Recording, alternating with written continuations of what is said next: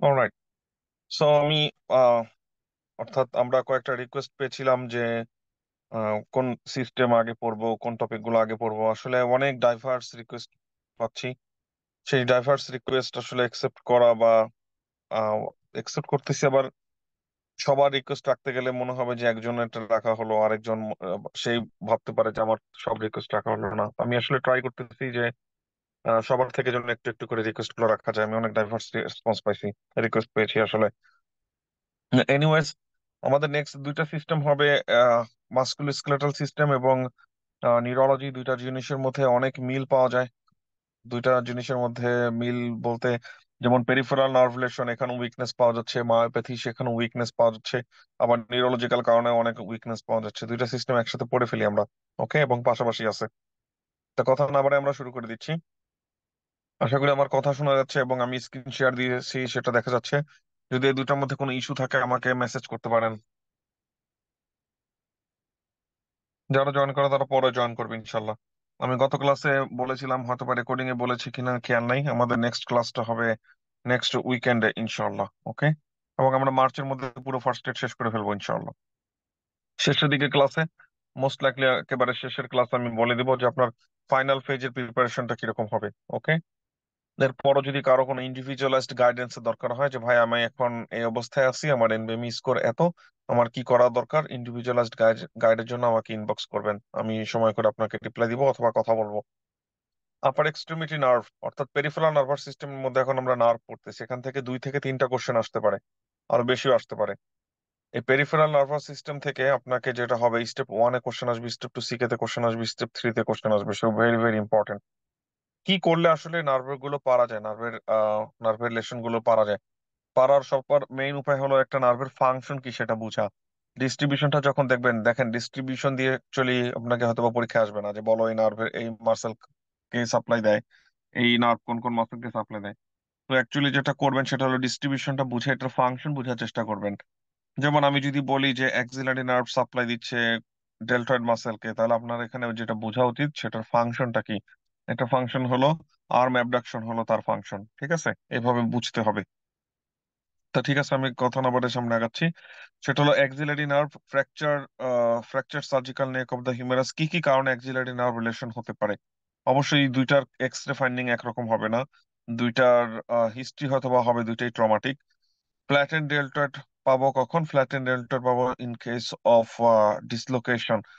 কি কি function loss হবে, অর্থাৎ প্রেজেন্টেশনটা কিরকম হবে? Presentation loss of arm abduction, loss of sensation over the deltoid and lateral arm, extremely important. Musculocutaneous নার্ভের রিলেশনটা অত বেশি ইম্পর্টেন্ট না।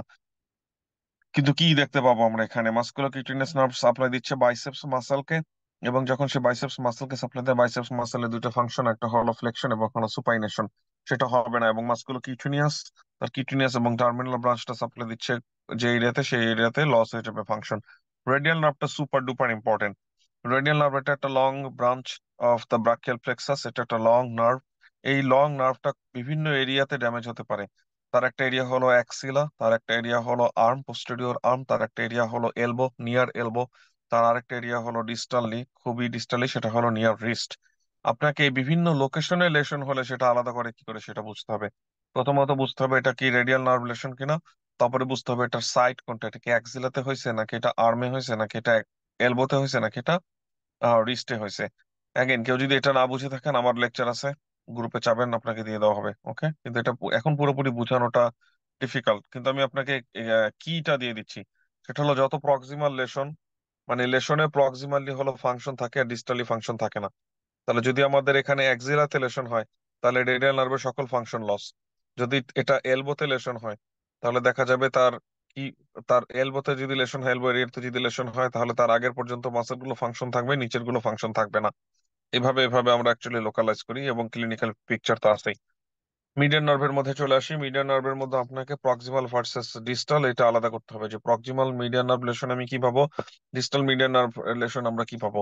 মিডিয়ান নার্ভ এবং আলনার নার্ভ যখন পড়বো তখন আমাদের ইন পার্টিকুলার হ্যান্ড পড়তে হবে, ইন্ট্রিনসিক হ্যান্ডের ডিস্ট্রিবিউশন গুলো পড়তে হবে। ঠিক আছে, মিডিয়ান নার্ভ থেকে সুপার ডুপার ইম্পর্টেন্ট যেটা, সেটা হলো কার্পল টানেল সিনড্রোম। এবং রিস্ট ল্যাসারেশন এটা ড্যামেজ হতে পারে। সেই কার্পাল টানেল সিনড্রোম আমাদের আলাদা করে টপিক আছে, আমি সেখানে আবার সেটাকে ফোকাস করতেছি। আলনার নার্ভের লেশনের সাইট কোনটা? একটা হলো মিডিয়াল এপিকন্ডাল হিউমেরাস, এটা আপনি বুঝেন কিনা? ফ্র্যাকচার হুক অফ দা হেমেট, এটা হলো হ্যান্ডে, এটা বুঝেন কিনা? সো অ্যাগেন দুই ভাগে ভাগ করা যায়, একটা হলো প্রক্সিমাল ভার্সাস ডিস্টাল। প্রক্সিমাল এবং ডিস্টাল ভাগ করার উপায় হলো প্রক্সিমাল মাসেল গুলো যদি এফেক্টেড হয় তাহলে প্রক্সিমাল লেশন, আর প্রক্সিমাল মাসেল গুলো যদি এফেক্টেড না হয় তাহলে প্রক্সিমাল লেশন না। Recurrent branch of the median nerve না পড়লেও সমস্যা নাই। আপার আপার এক্সট্রিমিটি নার্ভ গুলোর এখান থেকে আমাদের কিউটেনিয়াস ডিস্ট্রিবিউশনটা বোঝানো হয়েছে। কিউটেনিয়াস ডিস্ট্রিবিউশনটা আপনাকে ফিজিক্যাল এক্সামে ডেসক্রাইব করবে যে এই জায়গাতে লস অফ সেন্সেশন পাওয়া যাচ্ছে। তুমি বলো এখন সেটা কি, নিজের হাতে একে একে বোঝার চেষ্টা করবেন।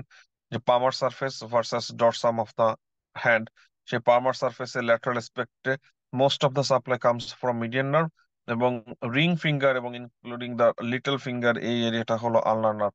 আর ডরসামের ক্ষেত্রে হলো রেডিয়াল নার্ভ একটা মেজরিটি অংশ দিতেছে, যে দিকটা রেডিয়াল সাইড সেই দিকটাকে রেডিয়াল নার্ভ দিচ্ছে এবং প্রক্সিমালি, এবং ডিস্টাল পোর্শনটা আসতেছে মিডিয়ান নার্ভ থেকে যেটা কিনা রেডিয়াল অ্যাসপেক্টে।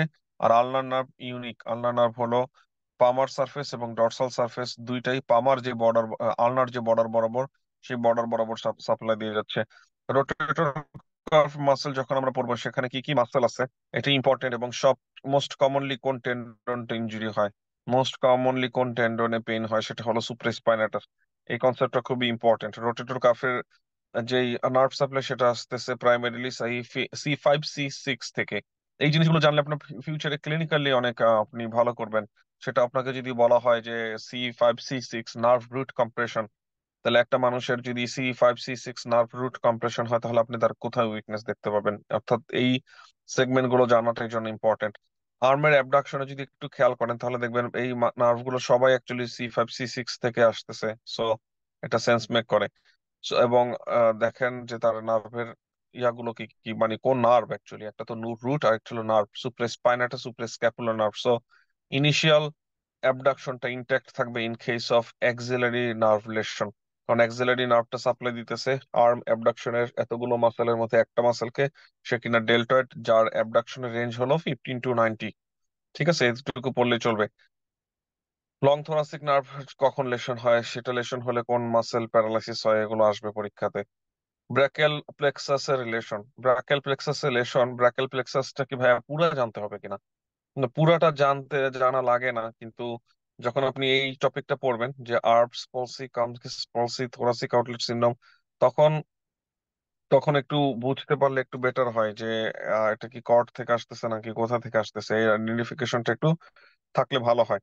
যেমন আমি যখন বলবো যে আপার ট্রাঙ্ক থেকে আসতেছে, আপার ট্রাঙ্কেলেশন, তাহলে আর্বস পলসিটা আপার ট্রাঙ্কেলেশন, আর লোয়ার ট্রাঙ্কেলেশন হলো খামকিস পলসি।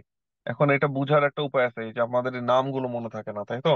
কোনটা আপার কোনটা লোয়ার, তারপরে কোনটা আপার ট্রাঙ্ক কোনটা লোয়ার ট্রাঙ্ক, তারপরে কোনটা প্রক্সিমাল কোনটা ডিস্টাল, এগুলো আমাদের একটু মনে মনে রাখতে হলে যেটা করতে হবে অ্যালফাবেটিক্যালি আগাতে হবে। অ্যালফাবেটের অর্ডার যদি খেয়াল করেন, upper trunk Erb's palsy, lower trunk Klumpke's palsy, alphabetically তারা ঠিক আছে। অ্যালফাবেটিক্যালি যারা আগের দিকে আছে তারা হলো মোর প্রক্সিমাল নার্ভ রুট, অ্যালফাবেটিক্যালি যারা ডিস্টালি তারা হলো মোর ডিস্টাল নার্ভ রুট। এখন আসি মাসেলের গ্রুপ। আমাদের যেই আপার এক্সট্রিমিটির muscle, group of the muscle, সেখানে প্রক্সিমাল নার্ভ রুট গুলো প্রক্সিমাল মাসেলকে সাপ্লাই দিবে, এবং ডিস্টাল নার্ভ রুট গুলো ডিস্টাল মাসেলকে সাপ্লাই দিবে। এতটুকু মনে রাখার জন্য পড়া, এবং এটা এটা অ্যাকচুয়ালি ডেভেলপমেন্টালি এই কনসেপ্টটা সত্য। ঠিক আছে, যে ডেভেলপমেন্টালি ভেন্ট্রাল এবং ডর্সাল, প্রক্সিমাল এবং ডিস্টাল এগুলো মেনটেন করা হয় যখন এটা এমব্রিওলজিক্যালি ডেভেলপড হয়। আর্বস পলসি তার মানে এটা ব্রাকিয়াল প্লেক্সাসের আপার ট্রাঙ্ক ইনজুরি হয়েছে। কখন আপার ট্রাঙ্ক ইনজুরি হবে? যখন অ্যাবডাকশন হবে শোল্ডারের মধ্যে, অর্থাৎ নেকটার মধ্যে, নেকের এরিয়াতে খুব বেশি ট্র্যাকশন হবে, তখন এই আপার ট্রাঙ্ক পলসি হতে পারে। তা আপার ট্রাঙ্কটা যদি চলে যায়, C5 C6 যদি চলে যায়, তখন আপনাকে চিন্তা করতে হবে যে কি কি নার্ভ চলে যাচ্ছে, কি কি কি কি এরিয়াতে লেশন হচ্ছে। তাহলে এখানে সুপ্রাস্পাইনাটাস নার্ভ চলে যাচ্ছে, সুপ্রাস্পাইনাটাস নার্ভ চলে গেলে সুপ্রাস্পাইনাটাস মাসেল এবং ইনফ্রাস্পাইনাটাস মাসেল পলসি। তারপর এখানে C5 C6 চলে গেলে ডেলটয়েড পলসি হয়ে যাবে, বাইসেপস পলসি হয়ে যাবে। তখন আমরা যদি চিন্তা করি যে একটা পেশেন্টে যদি সুপ্রাস্পাইনাটাস এবং ডেলটয়েড না থাকে তাহলে তার জিরো অ্যাবডাকশন, কোনো অ্যাবডাকশন নাই, তাহলে আর্মটা থাকবে অ্যাডাক্টেড। তারপরের কথা হলো বাইসেপস ব্রাকাই যদি চলে যায়, তাহলে বাইসেপস ব্রাকাই হলো এলবো জয়েন্টের ফ্লেক্সর, তাহলে কোনো ফ্লেকশন হবে না, হবে এক্সটেনশন। বাইসেপস ব্রাকাইটা যদি চলে যায় তাহলে কোনো সুপাইনেশন হবে না, হবে প্রোনেশন অবস্থায় থাকবে। তাহলে এই পেশেন্টের থাকবে না কি কি, থাকবে না হলো আর্মের অ্যাবডাকশন, থাকবে না হলো এলবোর ফ্লেকশন, থাকবে না হলো প্রোনেশন। তাহলে অপোজিট এরিয়াতে সে ফিক্সড হয়ে বসে থাকবে, অ্যাডাক্টেড অবস্থায় থাকবে, এক্সটেন্ডেড অবস্থায় থাকবে, মানে সরি প্রোনেশন বলছি আমি, সুপাইনেশন হবে না, আর থাকবে কি অবস্থায়, সুপাইনেটেড প্রোনেটেড অবস্থায় থাকবে। ওকে, সো কি কি তার ফাংশনাল ডেফিসিট, এবং যে যে ফাংশনাল ডেফিসিট এখন সেভাবে থাকবে। এখন আসি কখন ইনজুরিটা হবে। মোস্ট কমনলি পরীক্ষাতে যেটা আসবে সেটা হলো ইনফ্যান্টের ক্ষেত্রে, আর অ্যাডাল্টের ক্ষেত্রে ট্রমা হতে পারে, সেটা হলো আপার নেকের দিকে। ওকে, কামকিস পলসি। কামকিস পলসি হলো traction or tear on the lower trunk. Lower trunk মানে হলো distal group of the muscle. ইনফ্যান্টের ক্ষেত্রে কিভাবে হতে পারে, অ্যাডাল্টের ক্ষেত্রে কিভাবে হতে পারে। ইনভলভ হবে ইন্ট্রিনসিক মাসেল অফ দ্য হ্যান্ডের ক্ষেত্রে। ইন্ট্রিনসিক মাসেল লুম্ব্রিকালস, ইন্টারোসি, থিনার, হাইপোথেনার যদি চলে যায় তাহলে সেটা কমপ্লিট ক্ল, পুরো হ্যান্ডের মধ্যে আমি ক্ল দেখতে পাবো। Thoracic outlet syndrome one of the important topic. ঠিক আছে, থোরাসিক আউটলেট সিনড্রোমে যেটা মনে রাখতে হবে, থোরাসিক আউটলেট সিনড্রোম এফেক্ট করতেছে লোয়ার এরিয়াকে, লোয়ার নার্ভ রুটকে। হোয়াই? কারণ থোরাসিক আউটলেট তার মানে কি, থোরাক্সের আউটলেট মানে হলো এটা ফর্ম হচ্ছে ফার্স্ট স্ট্রিপ দিয়ে। তাহলে ফার্স্ট স্ট্রিপটা তো ততক্ষণ পর্যন্ত আসবে না যতক্ষণ পর্যন্ত আপনাদের T1 ভার্টিব্রাট আসবে না। তার মানে T1 ভার্টিব্রার আশেপাশে, তার মানে কোন নার্ভ রুট গুলো, ডিস্টাল নার্ভ রুট গুলো, তাই তো? তাহলে এটা আসার কারণটা কি, এই সোরাসিক আউটলেট সিনড্রোমের কমন কজ গুলো কি কি? কমন কজ হলো অ্যানোমেলাস ফার্স্ট স্ট্রিপ, আর একটা কজ হলো প্যানকোস টিউমার। দুইটা আলাদা করবো কি করে? প্যানকোস টিউমার মানে কি, পেশেন্ট যদি হয় এল্ডারলি পেশেন্ট, যদি হয় স্মোকার, তাহলে চিন্তা করবেন প্যানকোস টিউমার। তাহলে তার প্রেজেন্টেশন হবে same as Klumpke's palsy, in addition to the nerve lesion. কারণ সেই যে একটা স্ট্রাকচারাল কম্প্রেশন, সে যে শুধুমাত্র আইসোলেটেড নার্ভকে ড্যামেজ করবে বা কম্প্রেস করবে ব্যাপারটা এটা না, তার সাথে আপনি কিছু ভ্যাসকুলার সাইনও পেতে পারেন। সেটা হলো থোরাসিক আউটলেট সিনড্রোম। এখন যদি সিনারিওটা এরকম থাকে যে thoracic outlet syndrome most likely মনে হচ্ছে যে due to cancer, due to tumour, next step of management হলো চেস্ট এক্সরে করা। ওকে, এই কনসেপ্টটুকু ক্লিনিক্যাল কোশ্চেন পরীক্ষায় আসে। এই মিনিমাম কনসেপ্টটুকু থাকতে হবে যে আমি এরপরে কিভাবে ইভালুয়েশন করব। Winging of the scapula. Winging of the scapula মানে কি, স্ক্যাপুলাটা উইং এর মতন হয়ে যাচ্ছে, উইং মানে পাখার মতন হয়ে যাচ্ছে। তো আমাদের স্ক্যাপুলা, আমাদের আপার এক্সট্রিমিটি তো পাখার মতন, এরকম মুরগির পাখার মতন পিছন দিকে ডিসপ্লেসড হয় না। উইঙ্গিং স্ক্যাপুলা দিয়ে যেটা মিন করছে, যেটা মিন করা হচ্ছে সেটা হলো, সেটা আমাদের স্ক্যাপুলাটা, আমাদের আপার এক্সট্রিমিটিটা চিকেন উইং এর মতন পেছন দিকে ডিসপ্লেস হয়ে যাবে। এই যে পেছন দিকে ডিসপ্লেস হওয়াটা থেকে যে প্রিভেন্ট করে, সেই মাসেলটা হলো সেরাটাস অ্যান্টেরিয়র। এখন এটা বুঝা কার জন্য সহজ হবে, যে মনে রাখতে, যার মিনিমাম হলো এই সেন্সটা আছে যে সেরাটাস অ্যান্টেরিয়রের অ্যাটাচমেন্ট কোথায়। তো আপনি যদি মনে করে দেখেন যে সেরাটাস অ্যান্টেরিয়র অ্যাটাচমেন্ট হলো ল্যাটারাল চেস্ট ওয়াল থেকে স্ক্যাপুলার মিডিয়াল বর্ডার পর্যন্ত, তাহলে কিন্তু আপনার কাছে সেন্স মেক করবে যাচ্ছে এই মাসেলটা স্ক্যাপুলার মিডিয়াল বর্ডারকে আমার চেস্ট ওয়ালের সাথে অ্যাটাচ রাখতেছে। তাহলে মাসেলটা যদি প্যারালাইসিস হয়ে যায়, তাহলে আমাদের স্ক্যাপুলার মিডিয়াল বর্ডারটাকে আমার চেস্ট ওয়ালের সাথে অ্যাটাচ রাখতে পারবে না। ঠিক আছে, সো অনেক সময় আমরা যেটা করব যে আহ, মানে ডিটেলস পড়বো, কতটুকু ডিটেলস পড়বো, তাই না? এটা এটা একটা খুবই মানে আমার কাছে মনে হয় সবচেয়ে কঠিন ডিসিশন, বা বা অ্যাজ এ টিচার এই জিনিসটা হলো সবচেয়ে বেশি কঠিন, যে আমি আমার স্টুডেন্টকে বলবো ডিটেলস পড়ো, এট দ্য সেম টাইম আমাকে বলতে হবে যে কতটুকু ডিটেলস পড়বা। আমার মনে হয় যে টিচিং এর চেয়ে বেশি কঠিন কিছু হতে পারে না। তো এটা একটা কঠিন। তো আমি আপনাদেরকে এক বাক্যে যে অ্যাটাচমেন্টটা বললাম, সে এক বাক্যে অ্যাটাচমেন্টটা মনে রাখবেন এবং একটু দেখবেন, এবং কম্প্রেস করে ফেলবেন আর কি কিছু কিছু ইনফরমেশন, দেন সামনে আগাবেন। ঠিক আছে, তো উইঙ্গিং অফ স্ক্যাপুলা এটা আমরা কখন আসলে দেখতে পাই? উইঙ্গিং অফ স্ক্যাপুলা যখন দেখতে পাই, কোন নার্ভ রিলেশনের জন্য দেখতে পাই, এগুলো আপনাকে জিজ্ঞেস করবে। লং থোরাসিক নার্ভ, কখন এই ঘটনাটা ঘটে? Most commonly after mastectomy, most commonly after স্টেবন। ইউএসএমএল তে আসবে এটা ম্যাস্টেক্টমি, এবং সে নোট গুলো ক্লিয়ার করতে গেছে চেস্ট ওয়াল থেকে, এক্সিলা থেকে, তখন এই ঘটনাগুলো ঘটছে। সামনের দিকে আগাচ্ছি, রিস্ট রিজন থেকে কয়েকটা এখানে রিস্ট রিজন থেকে আমাদের যেটা পড়তে হবে সেটা হলো স্কেফয়েড ফ্র্যাকচার। ওকে, স্কেপয়েড ফ্র্যাকচার হলে অ্যানাটমিক্যাল স্ন্যাপ বক্সে আপনি পালপেট করলে টেন্ডারনেস দেখতে পাবেন। অ্যানাটমিক্যাল স্ন্যাপ বক্সের এই বর্ডারটাও আপনাকে, বাউন্ডারিটা পুরোপুরি মুখস্থ করা দরকার নাই, কোনো দরকার নাই। ঠিক আছে, ডিসলোকেশন অফ দ্য লুনেটেড হলো মোস্ট কমনলি ডিসলোকেটেড নার্ভ। সে যখন ডিসলোকেট হবে সে কম্প্রেস করবে হলো মিডিয়ান নার্ভকে এবং কার্পাল টানেল সিনড্রোম করবে। Okay, fracture of the hook of the hamate. Hook of the hamate যখন ফ্র্যাকচার হবে, এইটা ফ্র্যাকচার কখন হয়, একটা মানুষ যখন আউট স্ট্রেসড হ্যান্ডে ফ্লোরে ল্যান্ড করে তখন এটা হতে পারে। তখন তার গায়ান্স ক্যানেল সিনড্রোম হবে। গায়ান্স ক্যানেল সিনড্রোম মানে কি, আলনার নার্ভ কম্প্রেশন হবে। সো এখানে আমাদের বোনস এর সাথে নার্ভের রিলেশনটা একটু বোঝার চেষ্টা করতে হবে, কোথাও কোনো রিলেশন আছে কিনা। স্কেফয়েড ফ্র্যাকচার, তার সাথে কোনো নার্ভের রিলেশন নাই। ডিসলোকেশন অফ দ্য লুনেট আছে, ফ্র্যাকচার অফ দ্য, তারপরে কথা হলো fracture of the hook of the hamate এখানে আছে। ওকে, তারপরে টপিকের সামনে আগাচ্ছি। হ্যান্ড মাসেলের মধ্যে দুই ধরনের মাসেল হয়, একটা হলো ইন্ট্রিনসিক মাসেল আর একটা হলো এক্সট্রিনসিক মাসেল। এক্সট্রিনসিক মাসেল হলো বাইরের থেকে অরিজিন, কিন্তু হ্যান্ডের মধ্যে সে ইনসার্শন। ইন্ট্রিনসিক মাসেল হলো হ্যান্ড এরিয়ার মধ্যে অরিজিন, হ্যান্ড এরিয়ার মধ্যেই ইনসার্শন। থেনার গ্রুপের মধ্যে কারা আছে একটু রিডিং দিয়ে রাখবেন, মুখস্থ করা লাগবে না। হাইপোথেনারে কারা আছে একটু রিডিং দিবেন, মুখস্থ করা লাগবে না। একটু ফ্লেভার গুলো নিবেন, এই মাসেলের নামগুলো শুনতে কেমন হয়। অপোনেন্টস পলিসিস, যে অপোনেন্ট মুভমেন্ট করে, অপোনেন্টস মুভমেন্ট করে, কে করে, কোথায় হয় মুভমেন্টটা। অ্যাবডাক্টর পলিসিস ব্রেভিস, এই ব্রেভিস এই কথাটা যেখানে আসে সেটা থাম্বের সাথে রিলেটেড মোস্ট লাইকলি।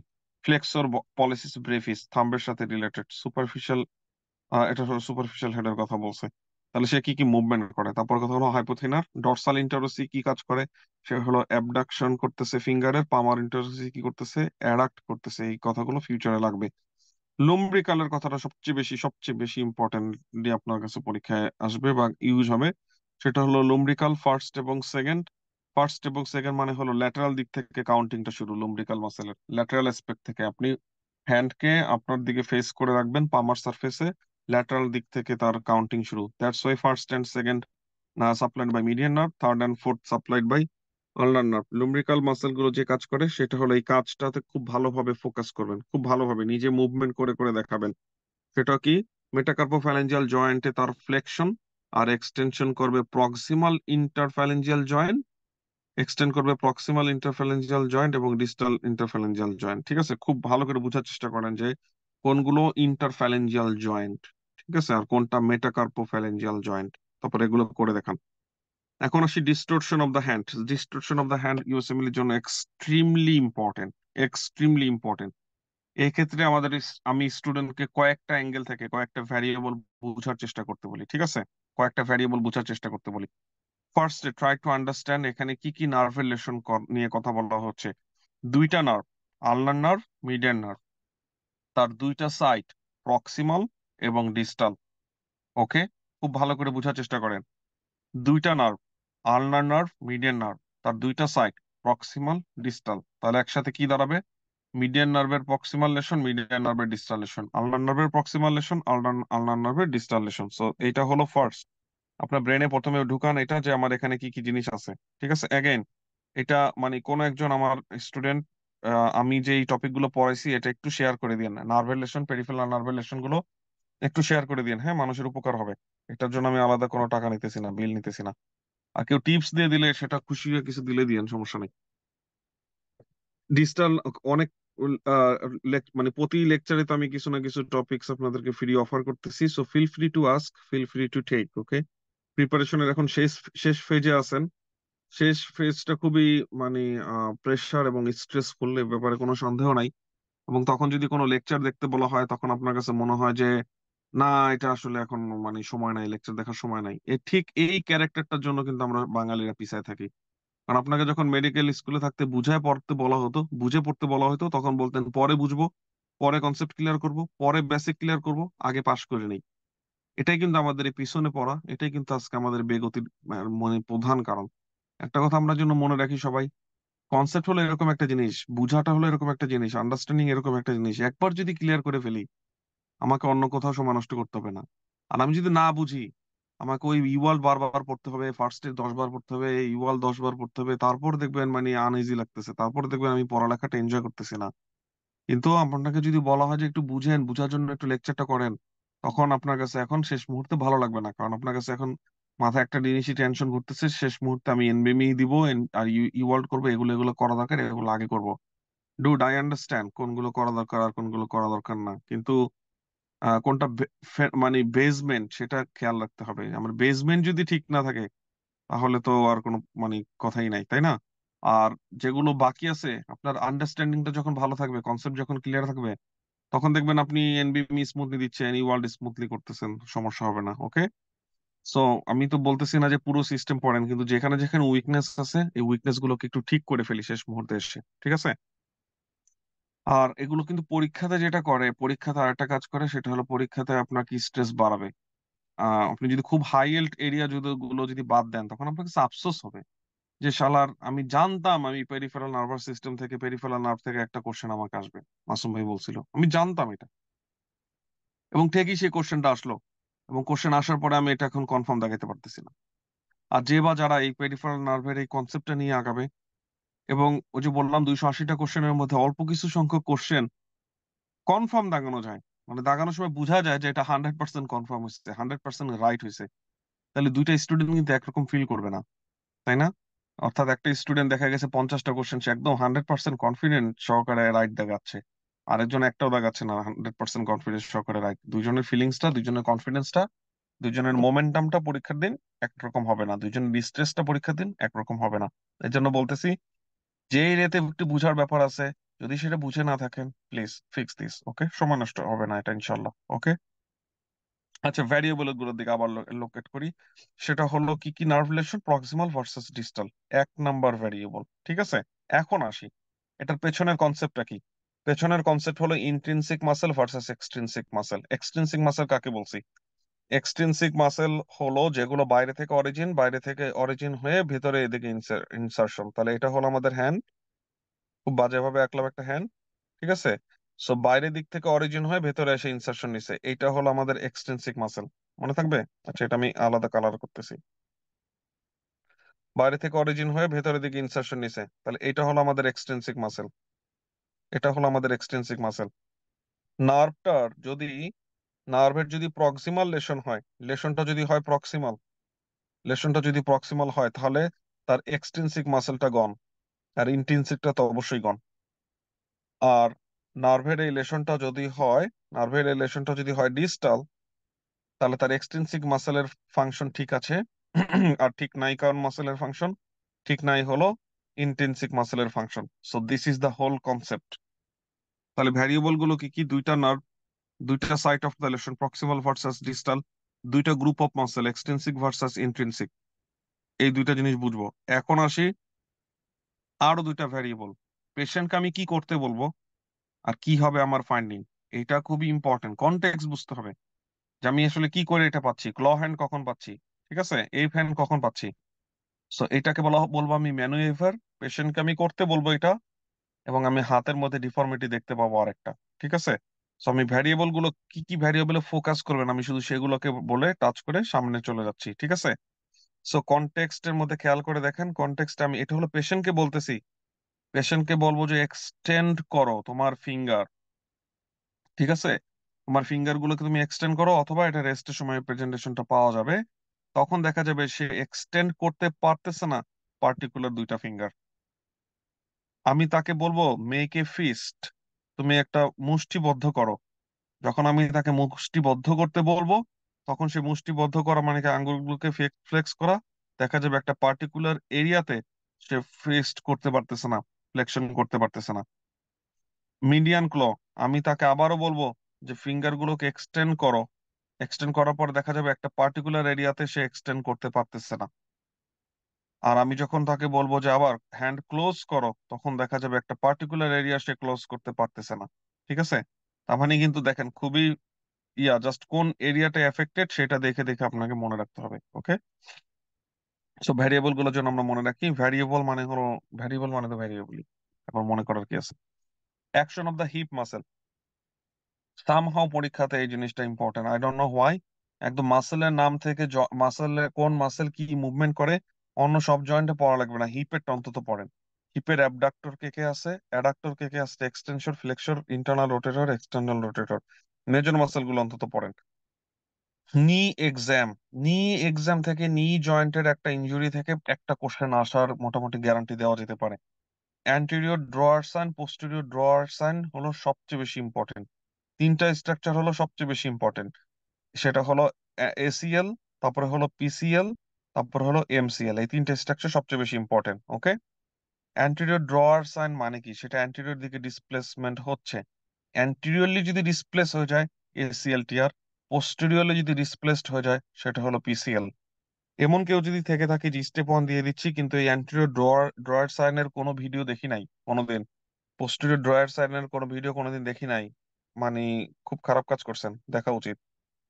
ভিডিওটা দেখবেন, তাহলে আপনি যখন আপনাকে টেস্টটা টেস্টটা এক্সপ্লেন করবে পরীক্ষাতে, তখন আপনার চোখে ভাসবে যে এই জিনিসটা করা হচ্ছে। তাহলে অ্যান্টেরিয়র ড্রয়ার সাইন অর্থাৎ অ্যান্টেরিয়রলি ডিসপ্লেসড হয়ে আসতেছে, এটাকে বলা হয় অ্যান্টেরিয়র ড্রয়ার সাইন, এসিএল টিয়ার।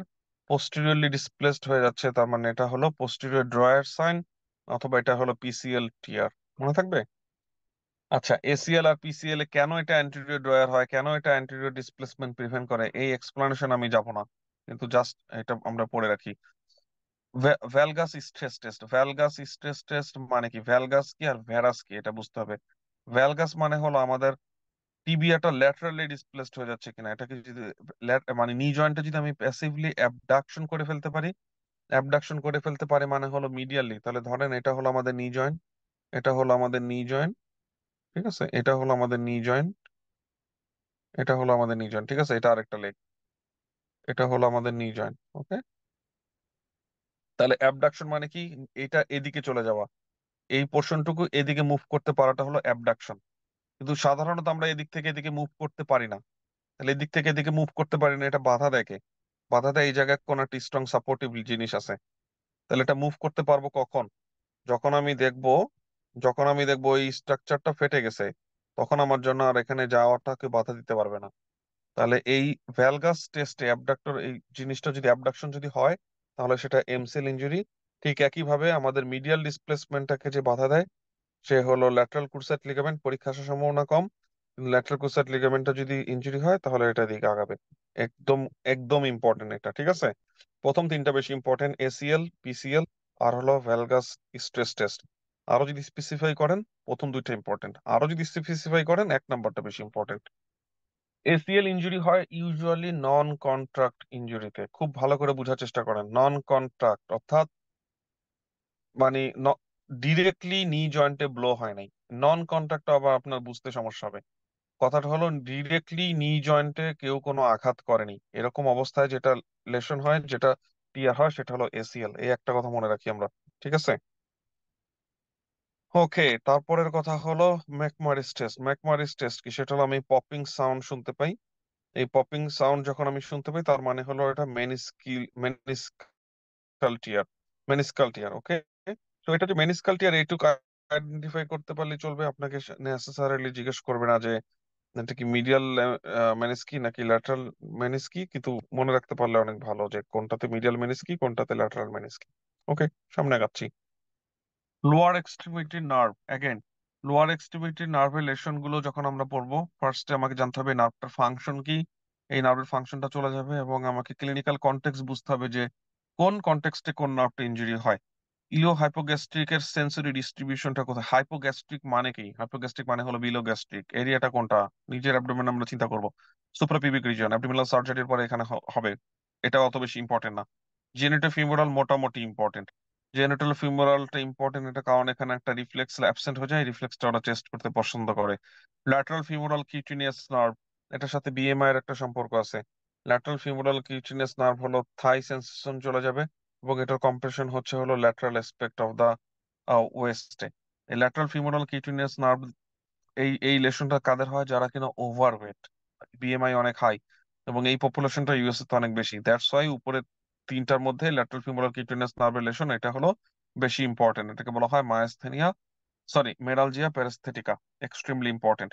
অবটুরেটর নার্ভের লেশন কখন হচ্ছে? অবটুরেটর নার্ভের লেশন তখনই হবে যখন পেলভিক ট্রমা, সার্জারি, টিউমার, তিনটা জিনিস, পেলভিক ট্রমা, সার্জারি, টিউমার। অবটুরেটর নার্ভের ফাংশন কি, মোটর ফাংশন কি, এবং সেন্সরি ফাংশন কি, সেই ফাংশন গুলো অল্টার্ড হয়ে যাবে। অত বেশি ইম্পর্টেন্ট না, কিন্তু জানতে হবে। ফিমোরাল নার্ভ, ফিমোরাল নার্ভের সাথে আমাদের একটা রিফ্লেক্স জড়িত। এখন ফিমোরাল নার্ভ যদি লেশন হয়, তাহলে আমাদের সেই রিফ্লেক্সটা চলে যাবে। ফিমোরাল নার্ভের লেশন গুলো আমরা বোঝার চেষ্টা করবো। সে নি জয়েন্টে কি ফাংশন করে? সে নি জয়েন্টের এক্সটেনশন করে, সে নি জয়েন্টের এক্সটেনশন হবে না। সে কখন কখন ইনজুরি হতে পারে? অ্যাগেন পেলভিক কোর্স আছে তার, এই জন্য পেলভিক ফ্র্যাকচার এফেক্টেড হতে পারে। রেক্টোপেরিটোনিয়াল কম্প্রেশন হতে পারে, হ্যাঁ, যখন এটা তার অরিজিন সেখান থেকে। সায়াটিক নার্ভ, সায়াটিক নার্ভের লেশনটা খুবই কমন, সায়াটিক নার্ভ পরীক্ষা আসার সম্ভাবনা অনেক বেশি।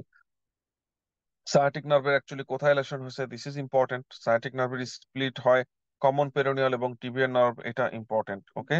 সো সায়াটিক নার্ভের এই স্প্লিটে দুইটা অ্যানাটমিক্যাল ভেরিয়েশন আছে, একটু জেনে রাখবেন, পরীক্ষা আসতে পারে।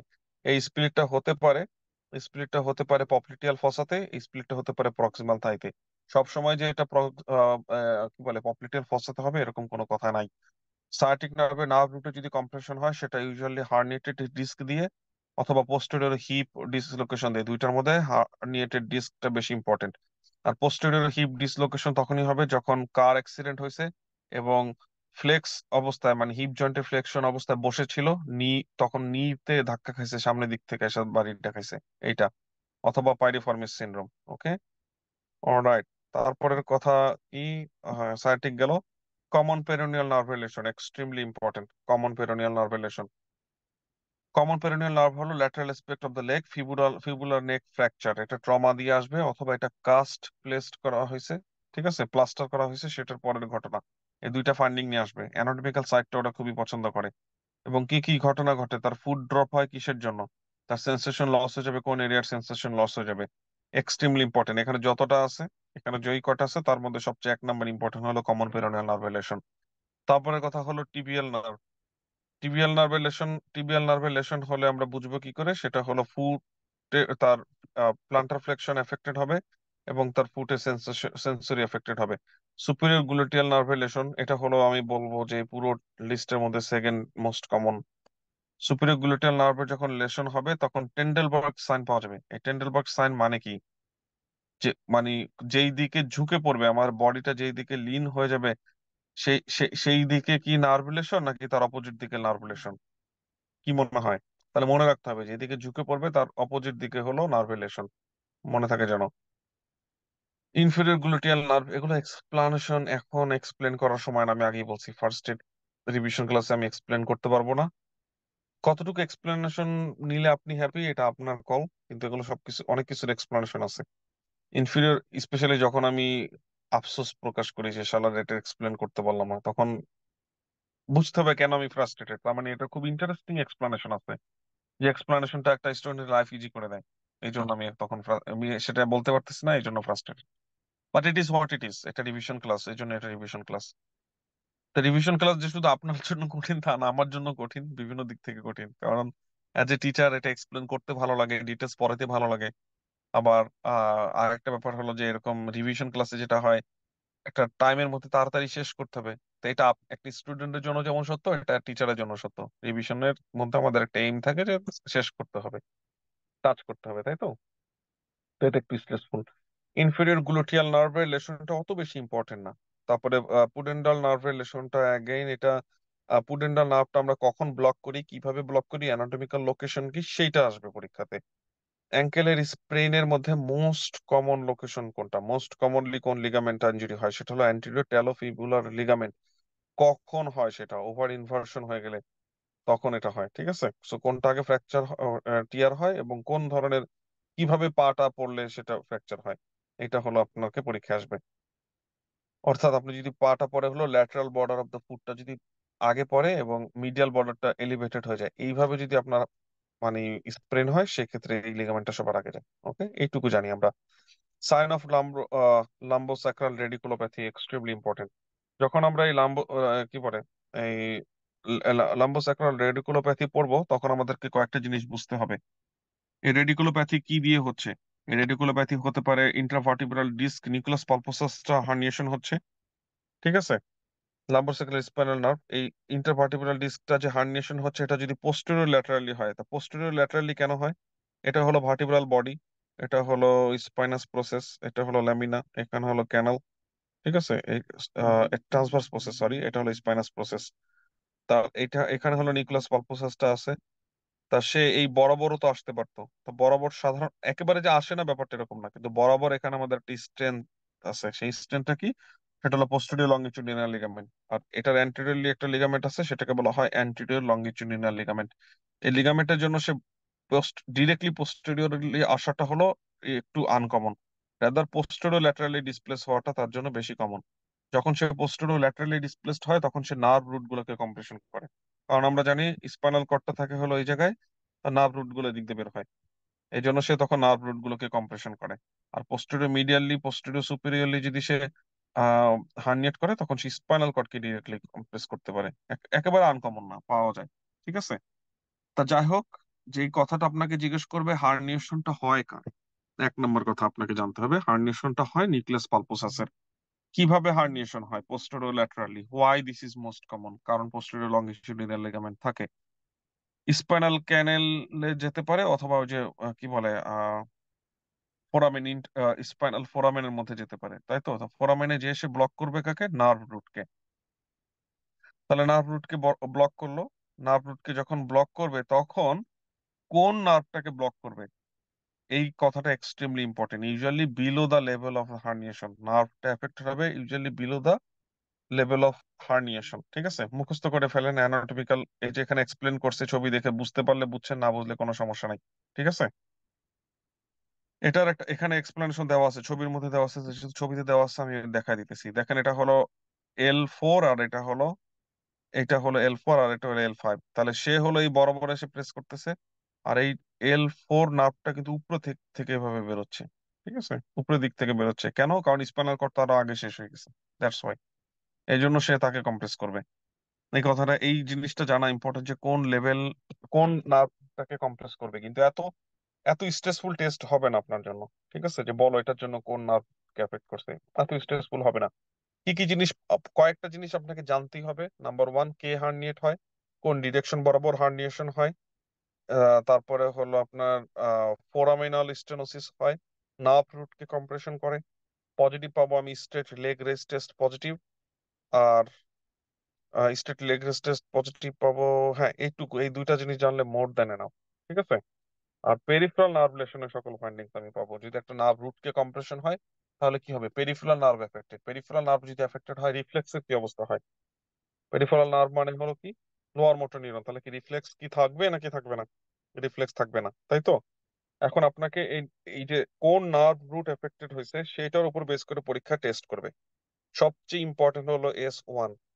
S1 যদি এফেক্টেড হয় আমাদের চলে যাবে Achilles reflex, extremely important. Weakness হবে প্লান্টার ফ্লেকশন, এবং চলে যাবে অ্যাকিলিস রিফ্লেক্স। এইটা হলো সবচেয়ে মোস্ট ইম্পর্টেন্ট। ওকে, এটা একটু খেয়াল রাখবেন, মোস্ট ইম্পর্টেন্টটা সবার আগে পড়বো। L4 নার্ভ রুট যদি যায় তাহলে উইকনেস হবে নি এক্সটেনশনে, আর এফেক্টেড হবে প্লান্টার রিফ্লেক্স, কারণ প্লান্টার রিফ্লেক্স হলো L2 3 4, L3 4 এর সাথে সম্পর্কিত। আর এটার ক্ষেত্রে উইকনেস হবে, L5 এর ক্ষেত্রে উইকনেস হবে হলো হিলে, ডর্সিফ্লেকশনে। ঠিক আছে, উইকনেস হবে ডর্সিফ্লেকশনে। তাহলে সবচেয়ে বেশি ইম্পর্টেন্টটা মনে রাখবো এইটা, তারপরে হলো এইটা, তারপরে হলো এটা। ওকে, আশা করি সবাই বুঝতে পারছেন। নিউরোভ্যাসকুলার পেয়ারিংটা আমাদের জানা ইম্পর্টেন্ট কেন? নিউরোভ্যাসকুলার পেয়ারিংটা জানা ইম্পর্টেন্ট কারণ এই যখন আমরা বলি পেয়ারিং, তার মানে কি তারা একই সাথে ড্যামেজ হতে পারে, তারা একই সাথে এফেক্টেড হতে পারে। এবং সেই লোকেশন গুলো জানা ইম্পর্টেন্ট, যে এই লোকেশনে যদি কোনো লেশন হয় অ্যাকচুয়ালি, সেটা অ্যাক্সিলা বা ল্যাটারাল থোরাক্সে লং থোরাসিক এর সাথে হলো লং থোরাসিক নার্ভের সাথে লং থোরাসিক আর্টারি, খুব বেশি ইম্পর্টেন্ট না। আমি বলে দেবো কোনটা কোনটা বেশি important. Surgical neck of the humerus important. ঠিক আছে, surgical neck of the humerus important. এই পুরো চার্টের মধ্যে সবচেয়ে বেশি ইম্পর্টেন্ট হলো mid shaft of the humerus, এটা হলো সবচেয়ে বেশি ইম্পর্টেন্ট। ওকে, ডিস্টাল, কিন্তু আমি সবগুলো পড়তে বলবো, কিন্তু আমি বলে দিচ্ছি যে কোনটা সবচেয়ে বেশি ইম্পর্টেন্ট। আশা করি সবাই বুঝতে পারছেন। তারপরে আগাই। আহ এই ক্ষেত্রে এই যে টপিকটা কি বলে, motor neuron potential to the to muscle contraction, এটা বোঝার জন্য আমাদেরকে ইভেন্ট বুঝতে হবে। ইভেন্ট গুলো বুঝতে হবে যে কি কি ঘটনা ঘটে একটা নার্ভ এবং মাসেলের যে কানেকশন, সেই কানেকশনে কি কি ঘটনা ঘটে। সো একটা ডিপোলারাইজেশন নিউরনের এক্সনের কাছে চলে আসে, নার্ভ এন্ড প্লেটের কাছে চলে আসে। সে যখন চলে আসে তখন প্রি সিনেপটিক ভোল্টেজ গেটের যে ক্যালসিয়াম চ্যানেল সেটা ওপেন হয়ে যায়। ফার্স্ট স্টেপ হলো এটা। তাহলে এটা হলো মাসেল, আর এটা হলো নার্ভ যাকে সে সাপ্লাই দিচ্ছে। তার এগুলোর সবকিছুর এক্সপ্লানেশন আছে, কেন ক্যালসিয়াম চ্যানেল এখন ওপেন হবে, কেন এর আগে ওপেন ছিল না, ক্যালসিয়াম চ্যানেলের কি প্রপার্টি আছে যেটার কারণে সেশন হলে ওপেন হবে। জানেন এগুলো? আচ্ছা, না জানলে কোনো সমস্যা নাই। তো ক্যালসিয়াম চ্যানেল যখন ওপেন হবে তখন অ্যাসিটাইলকোলিন রিলিজ হবে। অ্যাসিটাইলকোলিন রিলিজ হওয়ার পরে সে মাসেলের উপরে যে অ্যাসিটাইলকোলিনের রিসেপ্টর আছে, সেই অ্যাসিটাইলকোলিনের রিসেপ্টরের সাথে সে বাইন্ড করবে। ওকে, অ্যাসিটাইলকোলিনের রিসেপ্টরের সাথে বাইন্ড করলো, তার মানে কি এটা পোস্ট সিনাপটিক রিসেপ্টর। সে পোস্ট সিনাপটিক রিসেপ্টরটা কিন্তু মাসেলের মধ্যে, খেয়াল করতে হবে। এখন সে যখন এখানে বাইন্ড করবে, বাইন্ড করার সাথে সাথে অ্যাসিটাইলকোলিন রিসেপ্টরের এটা হলো কোন ধরনের রিসেপ্টর? যে রিসেপ্টরের সাথে কিছু চ্যানেল ইন্টিগ্রেটেড থাকে। কি চ্যানেল ইন্টিগ্রেটেড থাকে? সোডিয়াম চ্যানেল ইন্টিগ্রেটেড থাকে। সোডিয়াম চ্যানেল ওপেন হয়ে যাবে। এখন সোডিয়াম চ্যানেল ওপেন হয়ে গেলে ওই জায়গাতে কি হবে? ওই জায়গাতে মোটর এন্ড প্লেটে কিছুটা ডিপোলারাইজেশন হবে। এখন এই ডিপোলারাইজেশনটা, মাসেলের তো নার্ভ এতটুকু, মাসেল তো অনেক বড়, এটা ট্রাভেল করার জন্য টি টিউবুল সিস্টেম বলতে একটা কথা আছে, যে সে এখন পুরো মাসেল বরাবর সেজন্য এটা ট্রাভেল করতে পারে। সেই টি টিউবুলের প্রেজেন্সে সে এন্টার মাসেলের মধ্যে সেই ডিপোলারাইজেশন ওয়েভটা নিয়ে যাবে, এবং সেই ডিপোলারাইজেশন ওয়েভকে কাজে লাগায়া সেই ডিপোলারাইজেশন ওয়েভকে কাজে লাগায়া তার ক্যালসিয়ামটা আসবে হলো সেলের ভেতর থেকে, sarcoplasmic reticulum. This is the most important component. Skeletal মাসেলের মাসেল কন্ট্রাকশনের জন্য যে ক্যালসিয়ামটা দরকার, সেটা সেলের ভেতর থেকেই সেলের সাইটোপ্লাজমের মধ্যে আসে। অর্থাৎ সেলের ভেতরেই ছিল, কিন্তু সেটা সাইটোপ্লাজম ফ্রি অবস্থায় ছিল না, সেটা ছিল সার্কোপ্লাজমিক রেটিকুলামের মধ্যে। এবং এই হলো আমাদের সেল মেমব্রেন, এখানে ছোট্ট একটা নার্ভ যুক্ত, আর এত বড় একটা মাসেল, সেখানে এত জায়গায় আমি ক্যালসিয়ামটাকে কিভাবে ডিস্ট্রিবিউট করব? এই কিভাবে আমি সব জায়গায় বলবো যে এই ডিপোলারাইজেশন চলে আসছে, ডিপোলারাইজেশন চলে আসছে, তোমরা সবাই যার যার কাছে ক্যালসিয়াম আছে রিলিজ করো? এই সিগন্যালটা পৌঁছানোর জন্য আমাদের যে টিউবুলার পাথওয়ে, এই টিউবুলার সিস্টেমটাকে বলা হয় টি টিউবুলার সিস্টেম, টি টিউবুলস। ওকে, খুব অল্প সহজ কথা এটা বুঝাই দিলাম। এবং এখানে যে রিসেপ্টরটা, সেই রিসেপ্টরটার নাম এই হলো ডাইহাইড্রোপাইরিডিন রিসেপ্টর। যে রিসেপ্টরটাকে আমরা কিসে টার্গেট করি বলেন তো? একটা ট্রিটমেন্টে টার্গেট করি। সেই ট্রিটমেন্টটা কিসের টার্গেট, কিসের ট্রিটমেন্ট? নিউরোলেপটিক ম্যালিগন্যান্ট সিন্ড্রোমের ট্রিটমেন্ট আমরা এটা টার্গেট করি। ঠিক আছে? আচ্ছা, সেই ক্যালসিয়ামটা রিলিজ হলো সার্কোপ্লাজমিক রেটিকুলাম থেকে, তারপরে রিলিজ হলো টপোমাইসিন, টপো সরি সার্কোপ্লাজমিক রেটিকুলাম থেকে ক্যালসিয়াম রিলিজ হলো। ওকে, এখন ক্যালসিয়াম রিলিজ হওয়ার সাথে সাথে ফার্স্ট এড আপনাকে আরেকটু বলে দিতেছে যে ফিউচারে এই ক্যালসিয়ামটাকে আমরা আবার কি করতে পারবো, বাফারিং করতে পারবো। যে যখন আমার মাসেল কন্ট্রাকশন শেষ, ক্যালসিয়ামের কাজ শেষ, তখন এই ক্যালসিয়ামটাকে আমরা আবার সার্কোপ্লাজমিক রেটিকুলামের মধ্যে নিয়ে আসতে পারবো। So don't worry about that. Okay, এখন ক্যালসিয়ামটা চলে আসলো। ক্যালসিয়ামটা কোথায় চলে আসলো? ক্যালসিয়ামটা চলে আসলো সাইটোপ্লাজমের মধ্যে। ক্যালসিয়াম হলো একটা সেকেন্ড লেজেন্ড। ঠিক আছে? সো ক্যালসিয়াম, তার কাজ হলো কোনো না কোনো একটা রোল প্লে করা, সে কোনো না কোনো একটা কাজ করবে। ঠিক আছে? কোনো না কোনো একটা সেলুলার পাথ হতে সে কাজ করবে। সে এমনি শুধু শুধু বসে থাকে না। সে যখন সাইটোপ্লাজমে ফ্রি অবস্থায় আসবে, সে এখন কাজ করবে। তা মাসেলের মধ্যে এখন আসার সাথে সাথে সে কি করবে? সে আসার পরে ব্লক করবে মায়োসিন বাইন্ডিং সাইটের সাথে সে আটকাবে, মায়োসিনের সাথে সে বাইন্ড করবে। ঠিক আছে? সো এরপরে হলো আমাদের কি বলে অ্যাক্টিন এবং মায়োসিনের যেই চেঞ্জটা, সেটা আমরা দেখতে পাবো। তা প্রথম ইনিশিয়াল ফেজ গুলো যদি আমরা একটু বোঝার চেষ্টা করি, ফোকাস করার চেষ্টা করি, তখন আপনাকে কিছু কোশ্চেন আসবে যে ক্যালসিয়াম চ্যানেল ব্লকার যখন আমি দিচ্ছি, তখন ভ্যাসকুলার স্মুথ মাসেল এফেক্টেড হচ্ছে, আদার স্মুথ মাসেল এফেক্টেড হচ্ছে, কিন্তু আহ স্কেলেটাল মাসেল কেন এফেক্টেড হচ্ছে না? কারণ সে তার ক্যালসিয়াম গুলো একটা ডিফারেন্ট সোর্স থেকে আসতেছে। ওকে, আচ্ছা। তো যখন আমাদের ক্যালসিয়াম আসবে, ক্যালসিয়াম আসার পরে আমাদের টোটাল এই সাইকেলটা শুরু হয়ে গেল। ঠিক আছে? টোটাল এই সাইকেলটা শুরু হয়ে গেল। Myosin, myosin binding site, cross bridge তৈরি হবে অ্যাক্টিনের সাথে, blah blah lots of thing. এগুলো পড়তে হবে। আমি খুব একটা ডিটেলসে যাচ্ছি না, কিন্তু এগুলো সবকিছুর ব্যাখ্যা আছে। তারপরে কথা হলো, অনেক সময় পরীক্ষাতে লাইট মাইক্রোস্কোপের এই ফিচার গুলো আসে, যে বলো কোনটা বলতে কি বুঝায়, কোনটা এইচ ব্যান্ড, কোনটা এ ব্যান্ড, কোনটা কি। এখন এখানে এই ব্যান্ড গুলো কিভাবে আসলো, আমি আপনাকে একটু চিন্তার অবকাশ দিচ্ছি। যারা বুঝেন তো বুঝেনি, যারা বুঝেন না তাদের জন্য। ঠিক আছে? প্রথম কথা হলো, আমরা এইটুকু জানি, আমাদের নলেজ গ্যাপটা কোথায় মোস্ট অফ দ্য স্টুডেন্টের, সেটা বলে।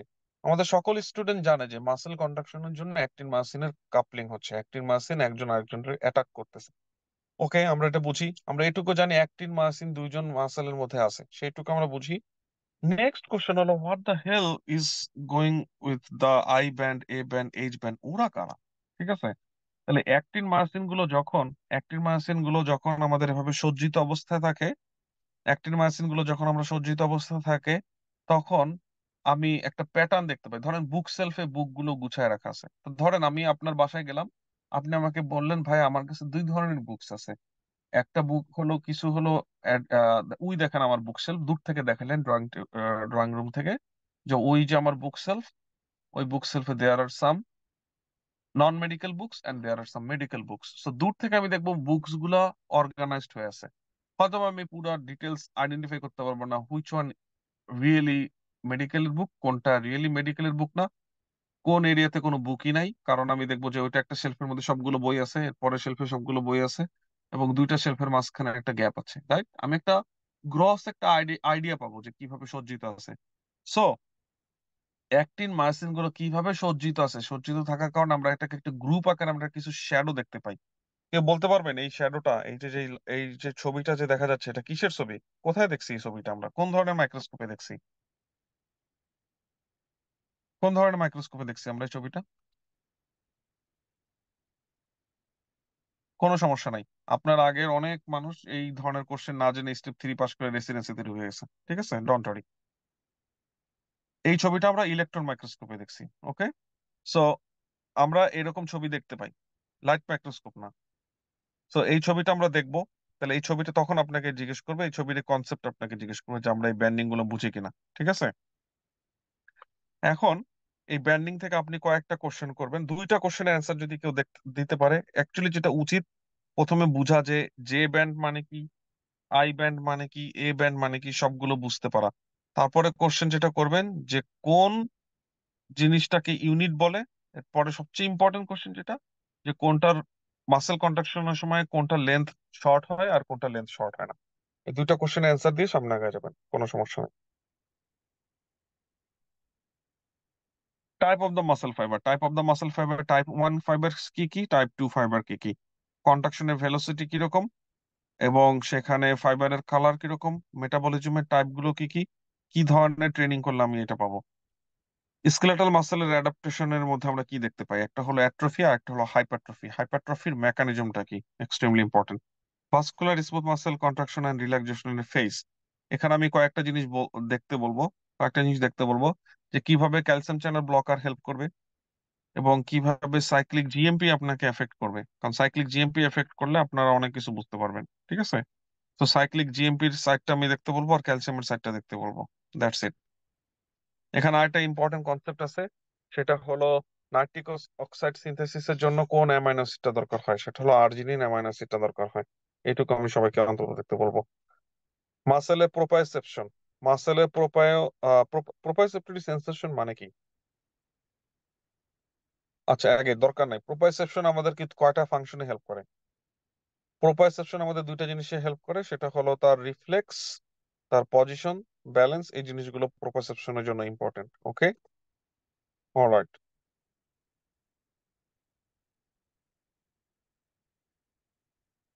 খুব একটা বেশি ইম্পর্টেন্ট না এগুলো, জাস্ট প্রোপায়োসেপশনে স্পেশাল সেন্সেশন কোথায় থাকে একটু বললেই চলবে।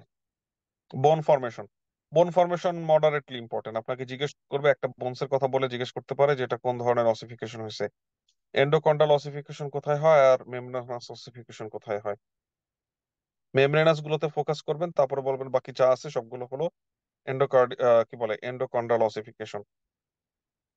সেল বায়োলজির মধ্যে আমরা যখন আসবো তখন অস্টিওব্লাস্ট, অস্টিওক্লাস্ট, এদের সাথে প্যারাথাইরয়েডের সম্পর্ক কি, এদের সাথে স্টেরয়েডের সম্পর্ক কি। ঠিক আছে, আচ্ছা।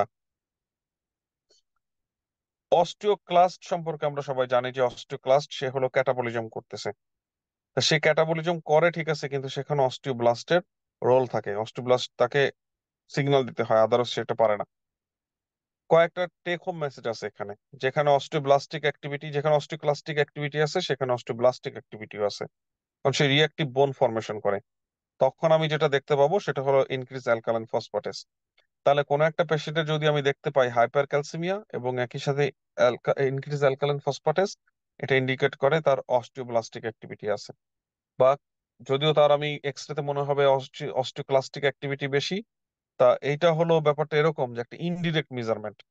যখন আমি দেখতেছি অস্টিওক্লাস্টিক অ্যাক্টিভিটি বেশি, কিন্তু সেখানে at the same time reactive বোন ফর্মেশনও বেড়ে গেছে, দ্যাটস এ অস্টিওব্লাস্টিক অ্যাক্টিভিটি বেশি, তখন আমি দেখতে পাবো তার কি বলে অ্যালকালাইন ফসফেটেসের পরিমাণ অনেক বেশি। ঠিক আছে, এই কথাটা খুবই ইম্পর্টেন্ট। অস্টিওক্লাস্ট যখন আমরা পড়বো এখানে কয়েকটা জিনিস বুঝতে হবে। অস্টিওক্লাস্ট যখন আমরা পড়বো সেখানে বোন ডিজলভ করার জন্য আমাদের কি দরকার হয়, আমাদের সেখানে একটা অ্যাসিডিক এনভায়রনমেন্ট দরকার হয়। আর যখন বোন ফর্মেশন করি তখন আমাদের কি দরকার হয়, তখন আমাদের অ্যালকালাইন এনভায়রনমেন্ট দরকার হয়। ঠিক আছে, এবং সেই অ্যালকালাইন এনভায়রনমেন্ট ক্রিয়েট করার জন্য অস্টিওব্লাস্ট অ্যালকালাইন ফসফেটেজ এনজাইমটা রাখে। আরএএনকে রিসেপ্টরের ফাংশনটা কি? এই রিসেপ্টরটা কোথায় থাকে? এই রিসেপ্টরটা থাকে অস্টিওক্লাস্টের মধ্যে। স্টিমুলেটেড হয় কি দিয়ে? স্টিমুলেটেড হয় আরএএনকে রিসেপ্টর লাইগ্যান্ড দিয়ে। এই লাইগ্যান্ডটা আসে কোথা থেকে? এই লাইগ্যান্ডটা আসে হলো অস্টিওব্লাস্ট থেকে। এই লাইগ্যান্ডটাকে রিসেপ্টরের সাথে মানে অ্যাটাচ হতে দিলে কি হবে, অ্যাটাচ হতে না দিলে কি হবে। অ্যাটাচ যদি আমি হতে দেই তাহলে তো অস্টিওক্লাস্টিক অ্যাক্টিভিটি হবে, অস্টিওক্লাস্ট অ্যাক্টিভেশন হয়ে যাবে। আর অ্যাটাচ যদি আমি হতে না দেই, যে না তোমরা দুইজন একত্রিত হয় না, তাহলে সিগন্যাল যাবে না এবং অস্টিওক্লাস্ট অ্যাক্টিভিটি হবে না। এই দুইজন রিসেপ্টর এবং তার লিগেন্ডের সাথে বার্নিংটাকে প্রিভেন্ট করে কে? প্রিভেন্ট করে হলো ওপিজি, অস্টিওপ্রোটোগ্রেনিন। এটা কই থেকে আসে? এটা আসে হলো ইস্ট্রোজেনের সাথে, এটা রোল আছে। ওকে, এভাবে আমরা একটু গল্পের আকারে পড়া শুরু করব, তখন দেখবো যে হ্যাঁ কিভাবে কন্ট্রোলটা করে, কিন্তু পুরো জিনিসটা অনেক ইম্পর্টেন্ট। প্যারাথাইরয়েড হরমোন কিভাবে কাজ করে? প্যারাথাইরয়েড হরমোনের মেইন গোল হলো আপনার বডিতে ক্যালসিয়াম লেভেলটা নর্মাল রাখা। সে অ্যাক্টিভ হবে তখনই যখন আপনার ক্যালসিয়াম লেভেল ড্রপ করবে। ইস্ট্রোজেন কিভাবে হেল্প করে? একটু আগে যে কথাটা বললাম। Over use injury of the elbow থেকে দুইটা এখান থেকে একটা কোশ্চেন আসার সম্ভাবনা আছে, অনেক বেশি সম্ভাবনা আছে। সেটা হলো টেন্ডিনোপ্যাথি, মিডিয়াল মিডিয়াল এলবো টেন্ডিনোপ্যাথি হয় কাদের ক্ষেত্রে, আর ল্যাটারাল এলবো টেন্ডিনোপ্যাথি হয় কাদের ক্ষেত্রে। একটু ঠান্ডা মাথায় বুঝতে হবে, দুইটা জিনিস চিন্তা করতে হবে। এই দুইটা মুভমেন্ট বলছে, একটা হলো গলফ গলফ আর একটা হলো টেনিস। তো এই টেনিসের ক্ষেত্রে আমাদের কি হচ্ছে, রিপিটেডলি আমরা কি করতেছি, রিপিটেডলি আমাদের এলবো এক্সটেনশন করতেছি, খুব ফোর্সফুলি আমরা এলবো এক্সটেনশন করতেছি। তাহলে প্রথমে আমরা বুঝবেন যে কোন স্পোর্টসে, কোন ম্যানুভারে কোন ধরনের জয়েন্ট, কোন ধরনের মুভমেন্টটা বেশি হচ্ছে, কোথায় ফ্লেকশন বেশি হচ্ছে, কোথায় এক্সটেনশন বেশি হচ্ছে, তাই তো? আচ্ছা, তারপরে আমরা যেটা বুঝবো সেটা কি, সেটা হলো আমাদের এই এলবোতে আমাদের যে হিউমেরাসের lateral condyle versus medial condyle, তাদের একজন হলো common origin of the all flexors, আর একটা হলো common origin for the all extensors. So common origin for all flexors আর মিডিয়াল এপিকন্ডাইল, আর common origin for all extensors এটা হলো ল্যাটারাল এপিকন্ডাইল। তখন আপনি এটা মিলানো আপনার জন্য কোনো ব্যাপারই হবে না।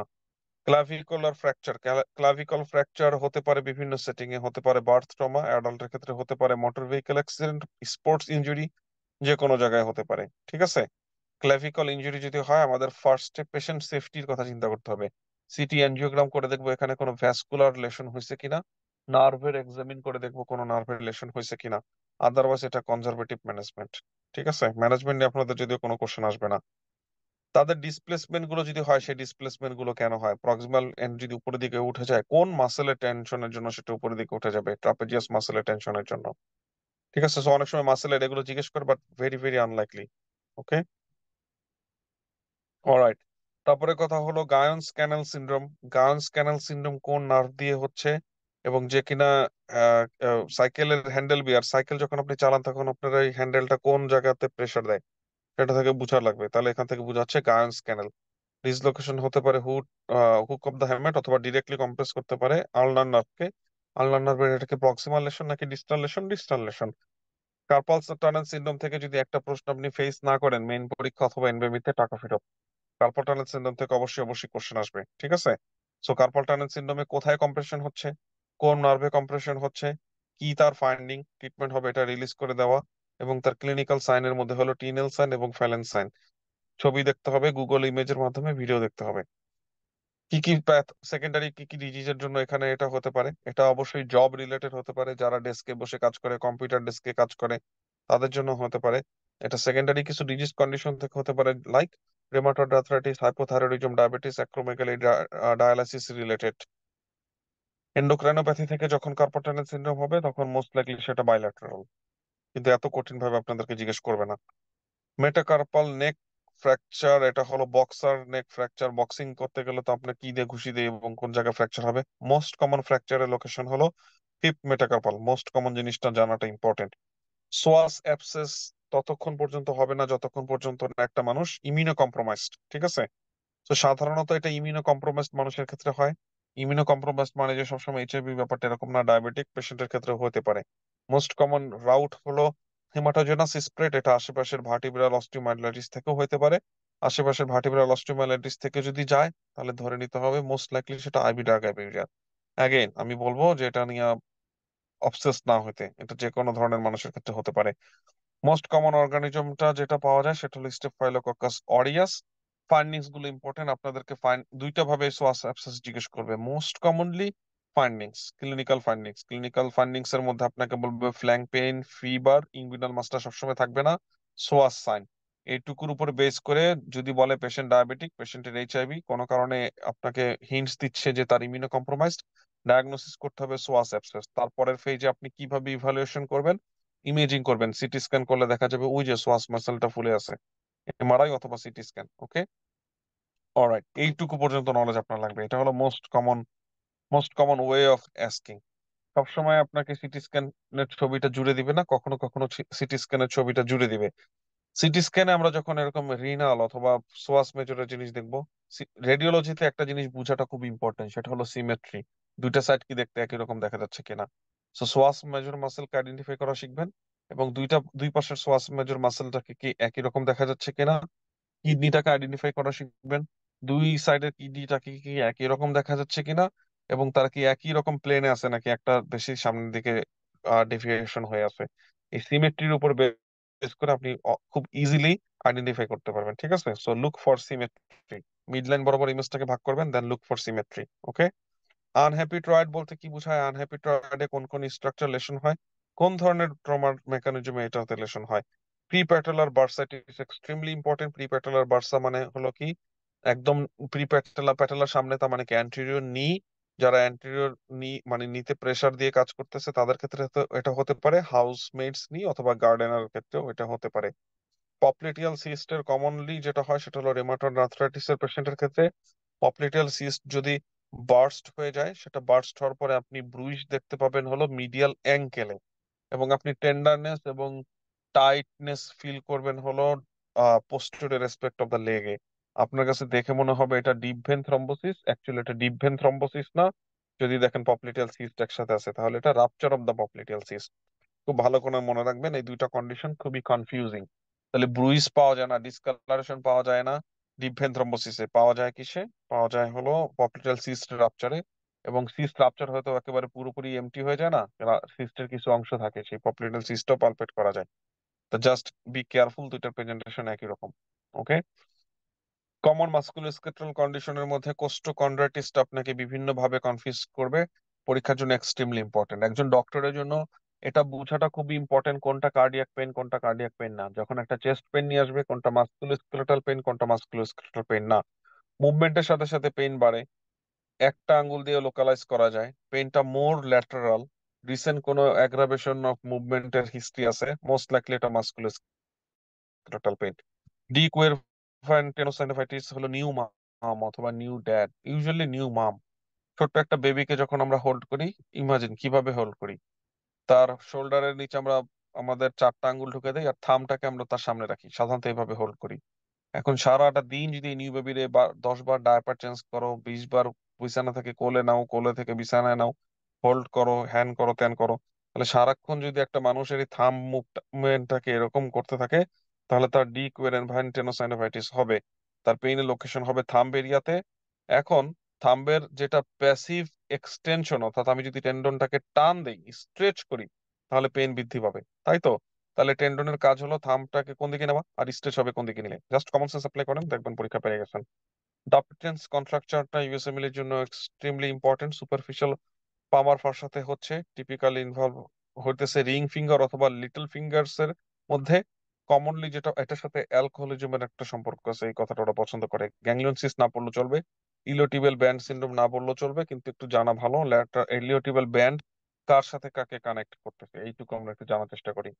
লিম্বের মধ্যে কম্পার্টমেন্ট সিনড্রোম এক্সট্রিমলি ইম্পর্টেন্ট, কারণ এটা হলো লিম্ব সেফ করতে হবে আপনাকে। ঠিক আছে, রিসেন্ট কোনো ট্রমা, রিসেন্ট কোনো ফ্র্যাকচার, রিসেন্ট কোনো লিম্বের সার্জারি, আহ রিসেন্টলি মানে এরকম কোন ঘটনা, সেখানে আপনি কি পাচ্ছেন, পালপেট করে পাইতেছেন যে ওই কম্পার্টমেন্টটা খুব টেন্স হয়ে আছে এবং পেশেন্টের পেন আনবিলিভেবল পেন।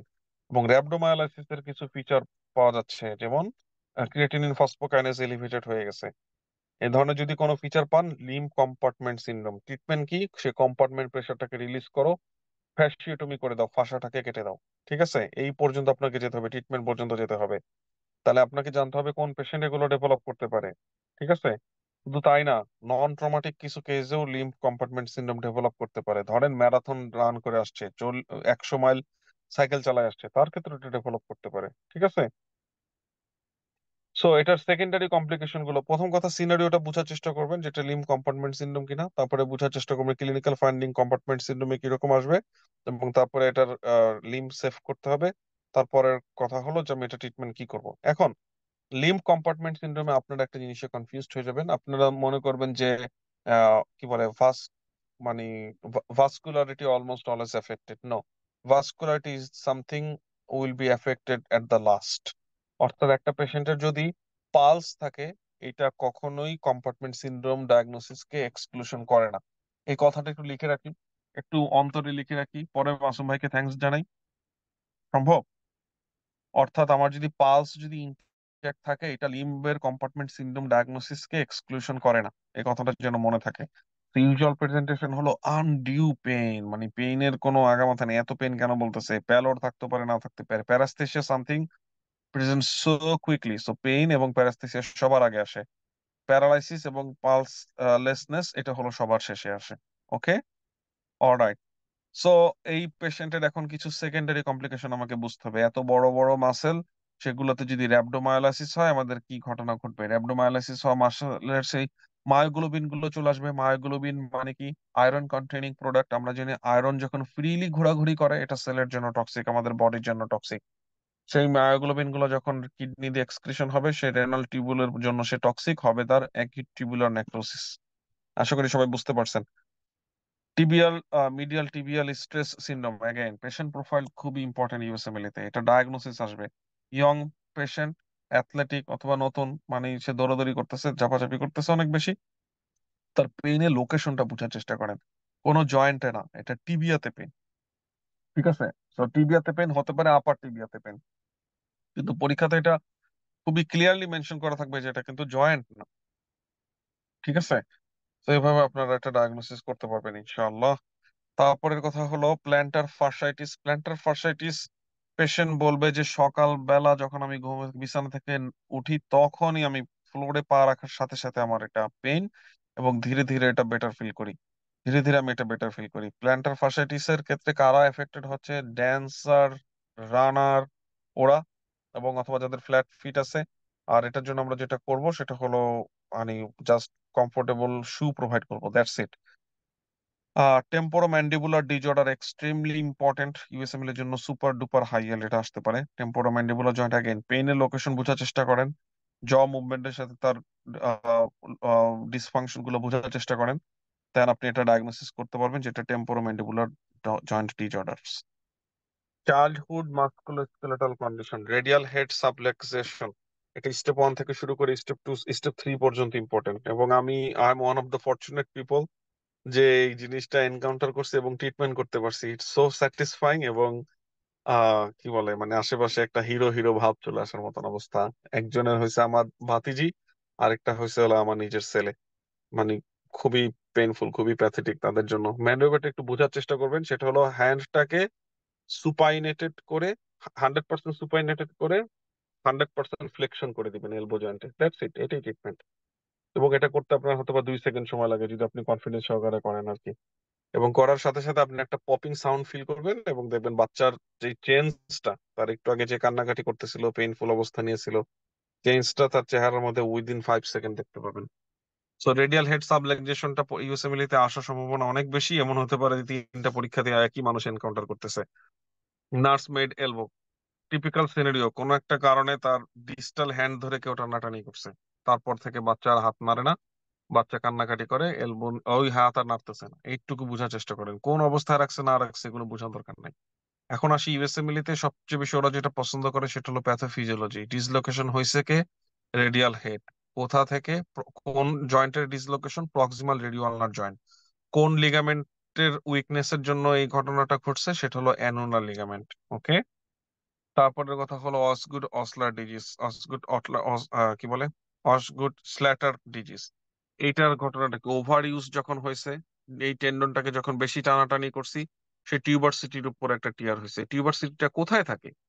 তাহলে অ্যানাটমিক্যালি যদি আপনি বুঝেন টিউবারসিটিটা, টিবিয়াল টিউবারসিটিটা কোথায় থাকে, তাহলে সেখানেই দেখবেন পেইন, সেখানে দেখবেন ইনফ্লামেটরি সাইন, সেখানে দেখবেন ফুলে গেছে। তাহলে ডায়াগনোসিস করা কি এটা কঠিন? এটা ডায়াগনোসিস করা কঠিন না। প্যাটেলোফিমোরাল সিনড্রোম, প্যাটেলোফিমোরাল সিনড্রোমের মধ্যে আপনার যেটা বার্সাইটিসের যেটা স্কিন ফাইন্ডিংস থাকবে, সুপারফিশিয়াল পেইন থাকবে, কিন্তু এখানে পেইনটা মোর জেনারেলাইজড এবং অ্যান্টেরিয়র নি কোনো ইনফ্লামেশনের সাইন নাই, এবং সে হলো ফিমেল। ওকে।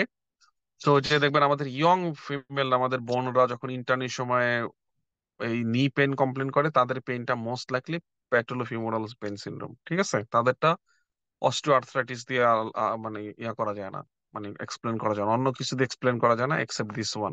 ট্রিটমেন্ট কি? ট্রিটমেন্ট হলো নি জয়েন্টের আশেপাশে যে মাসেল গুলো আছে তাদের স্ট্রেংথ বাড়াতে হবে, অর্থাৎ একটু জিম করতে হবে, একটু এক্সারসাইজ করতে হবে, যেটা আমাদের দেশে কালচারে আর কি মেয়েরা সাধারণত এই সুযোগটা হয় না, সুযোগ সময় কোনোটাই হয় না, বা আমরা ইন জেনারেল এক্সারসাইজে বিশ্বাসী না। ঠিক আছে। আর যারাও একজন দুজন এক্সারসাইজ করে, এক্সারসাইজ না যতটুকু করে তার চেয়ে বেশি ইনস্টাগ্রামে ছবি দেওয়া নিয়ে ব্যস্ত থাকে। Developmental dysplasia of the hip, developmental dysplasia of the hip এইটুকু যদি কেউ ডায়াগনোসিস করতে না পারে, মামলা হয়ে যাবে।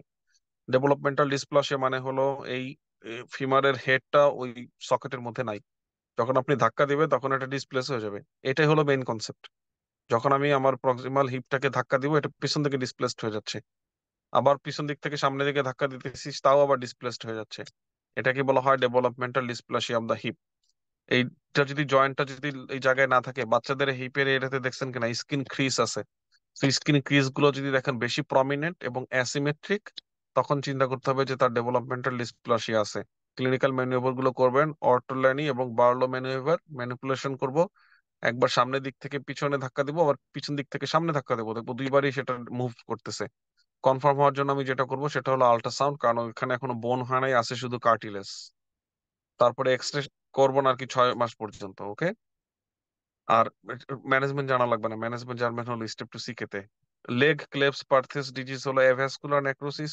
অ্যাভাসকুলার নেক্রোসিস এর এটা মোস্ট কমন কারণ কি? সেটা হলো লিগামেন্টের মধ্যে যে একটা আর্টারি থাকে, সেটা হলো অটোমেটিক, মানে কি বলে, প্রিম্যাচুরলি ক্লোজ হয়ে যায়, দ্যাটস ইট। এটাই হলো তার মেকানিজম।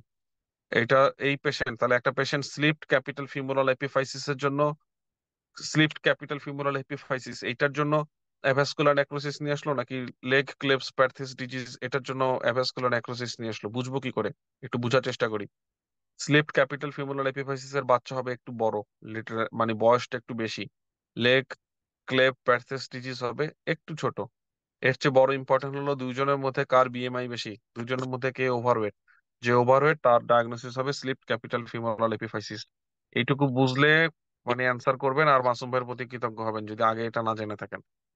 ডায়াগনোসিস কি দিয়ে কনফার্ম করা হয়? এক্সরে হলো, এক্সরে ইনিশিয়ালি যখন আপনি এক্সরে নেবেন দেখবেন নর্মাল। ওকে। কিন্তু স্লিপড ক্যাপিটাল ফিমোরাল হেপাটাইটিস আপনি এক্সরে করলে দেখতে পাবেন যে হ্যাঁ একটু ডিসপ্লেসমেন্ট দেখা যায়। ইন মানে মানে অ্যাকচুয়াল ডায়াগনোসিস যেটা অ্যাভাসকুলার নেক্রোসিস হয়েছে নাকি হয় নাই, এটা ইনিশিয়াল এই কথাটা মানে অ্যাভাসকুলার নেক্রোসিস হয়ে গেছে কিনা ভাই সেটা বলো। অ্যাভাসকুলার নেক্রোসিস হয়েছে নাকি হয় নাই এটা এক্সরে তে বোঝা যায় না। এটা যদি আর্লি ডায়াগনোসিস করতে চাই, এমআরআই। এটা যেমন এখানে প্রযোজ্য, এটা হলো স্কেফয়েড ফ্র্যাকচারের ক্ষেত্রে প্রযোজ্য। স্কেফয়েড ফ্র্যাকচার একটা কথা বলতে ভুলে গেছি। স্কেফয়েড ফ্র্যাকচারে যখন আমাদের অ্যাভাসকুলার নেক্রোসিস হবে, এটা কি প্রক্সিমাল টুকরাটার হবে নাকি ডিস্টাল টুকরাটার হবে? প্রক্সিমাল ফ্র্যাকশনটার হবে নাকি ডিস্টাল ফ্র্যাকশনটার হবে? ফ্র্যাকচারের পরে প্রক্সিমাল ফ্র্যাকশনটার হবে। কারণটা কি? কারণ আর্টারিটা একটা রিকারেন্ট কোর্স নাই, সামনের দিকে চেয়ে আবার পিছন দিকে চলে আসে, এই জন্য। অর্থাৎ আর্টারির ডিস্টাল পোর্শনটুকু পিছন দিকে সাপ্লাই দেয়। ঠিক আছে। আচ্ছা, লেকচারের অবস্থা, আমি একটা 5 মিনিটের ব্রেক নিচ্ছি, তারপর আমরা আবার পড়ানো শুরু করবো ইনশাল্লাহ।